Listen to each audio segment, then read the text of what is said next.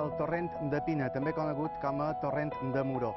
És el torrent més llarg de Mallorca i neix aquí, al vessant nord del massís de Randa i desemboca a l'Albufera. Avui vos contarem una mica la història d'aquest torrent, sobretot de la seva capçalera.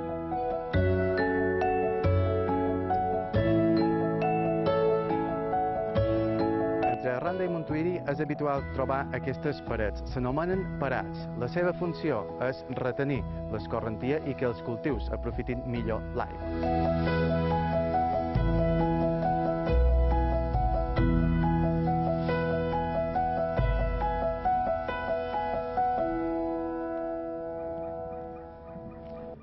Un dels punts més problemàtics d'aquest torrent és aquí. Un dels braços del torrent, el torrent del Coraia, passa entre la carretera que va de Montuïri a Pina, passa al costat de la carretera. Això fa que en grans plogudes la carretera hagi d'estar tallada molt de dies, a vegades fins i tot una setmana.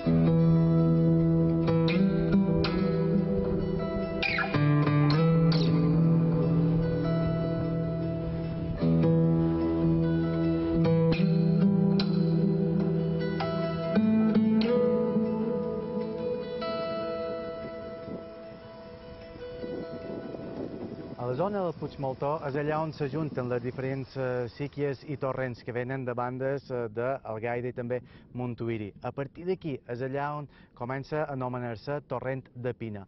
És curiós perquè en aquesta zona, anys molt plovers, fins i tot se pescaven anguiles que venien de la banda de l'Albufera. I això que estem entre Pina i Montuïri.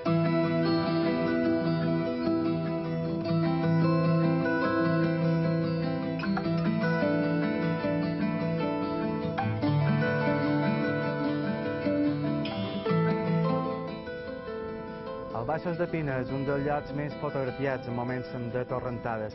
Aquest torrent, sobretot, du aigua als mesos d'hivern, no tant torrentades de final d'estiu o també de tardor. Sobretot, dues torrentades destacables, gener de l'any 1991 i gener d'enguany, imatges realment espectaculars.